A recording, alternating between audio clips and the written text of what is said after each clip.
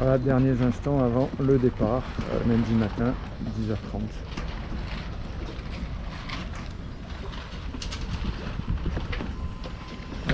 Et il y a des beaux bateaux avec nous, les classes 40.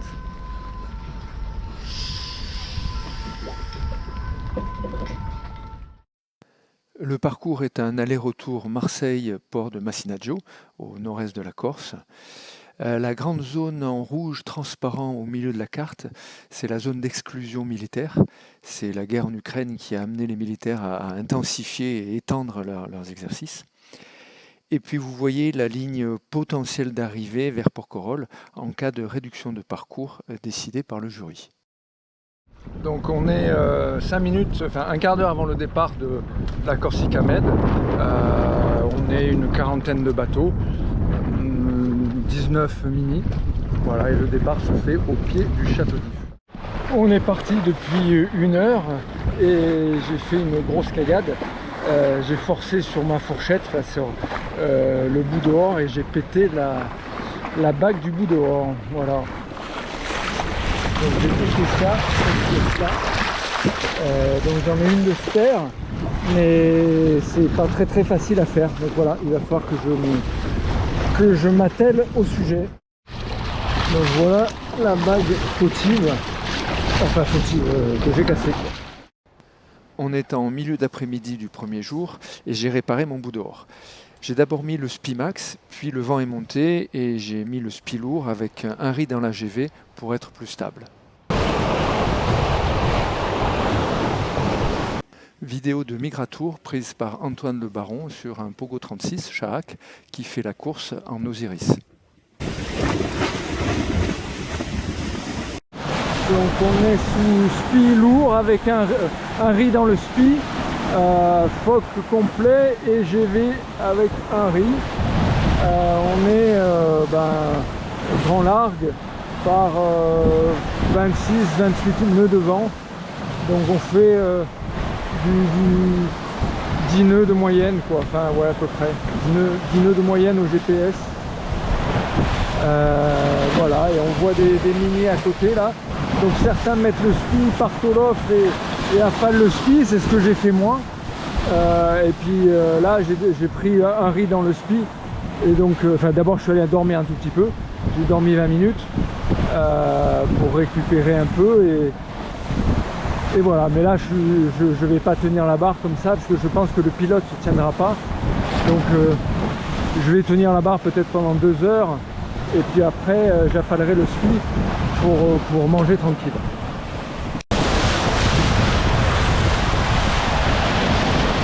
Et donc c'est un peu humide, vous voyez que voilà, on prend de l'eau. Voilà, je suis mouillé, je baigne dans l'eau. Voilà. Au bout d'une demi-heure, j'ai fait un beau départ au loft. J'ai mis un moment à redresser le bateau et le spi a faceillé violemment. J'ai eu du mal à affaler le spi qui s'est un peu déchiré. Matin du 2e jour de course, lever de soleil très chouette, tout rouge. La nuit a été sympa, empannage vers minuit et demi. En fait, la plupart de la flotte a empanné à peu près à la même période, ce qui fait que j'ai croisé plusieurs bateaux de la flotte. Donc la nuit a été agréable. Et donc là, je suis sous spi max, grand voile. Il est 9 h du matin, donc là je suis sous Génaker et grand voile pleine, un petit temps sympa. Depuis 6 h du matin, j'ai pas arrêté, je me suis juste arrêté un quart d'heure pour prendre mon petit déj avec tout est froid, parce que j'ai pas réussi à redémarrer mon réchaud. Je pense que le piézo-électrique marche plus. Et donc depuis 6 h, j'ai mis le spi léger, puis après j'ai mis le spi médium, puis après j'ai remis le spi léger. et là, ben voilà, là je suis sous Génaker. État des instructions de course après 24 heures de course, de régate quoi. Enfin voilà, donc c'est humide et déchiré, puisque dans la nuit j'ai affalé les spis et c'était très humide et ça a tout mouillé. Voilà. Fin d'après-midi du deuxième jour, les conditions de navigation sont très sympas. On avance à 7 nœuds sous SPI max sans effort et ça glisse tout seul. En début d'après-midi, je voyais quelques bateaux et maintenant plus rien. On voit à l'écran la position des bateaux vers 19 heures. Je suis le numéro 523. Et en étant resté un peu plus au sud, j'ai profité d'un peu plus de vent que le gros de la flotte, ce mini, ce qui m'a permis de les distancer un peu. On est au matin du troisième jour, donc je viens de passer le Cap Corse, la Giraglia. Ça a été une bataille homérique depuis 5 heures du matin, parce que tout le monde s'est retrouvé là. Il y avait pétole, donc beaucoup de virements de bord, et je me suis assez bien débrouillé. Là, je suis sous SPI, au largue serré, juste derrière le mini April, qui lui est sous Genaker, donc c'est plus facile pour lui, pour aller à la bouée de Massinaccio. Cette bouée, on doit l'enrouler pour repartir ensuite vers Marseille. On voit les positions le troisième jour à 10 heures.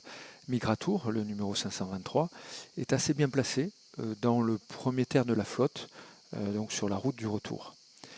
Lors du passage de Massinaccio, le comité de course nous a informé par VHF de sa décision de réduire le parcours. Donc la ligne d'arrivée n'est pas à Marseille, mais est à côté de Porquerolles. C'est le milieu de journée du troisième jour. Donc je suis en train de redescendre de Corse vers Marseille. En fait il fait très chaud, donc je me mets à l'ombre.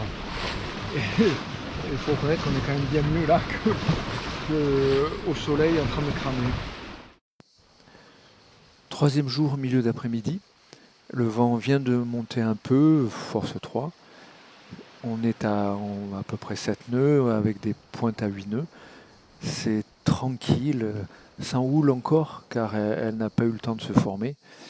Et donc c'est vraiment doux et très agréable.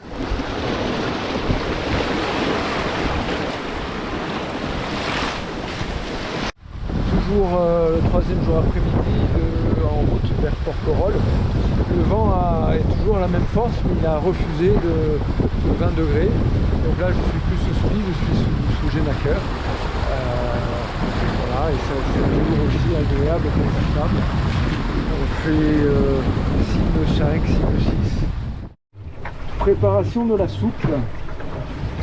Donc velouté de champignons avec des nouilles chinoises et de l'eau chaude.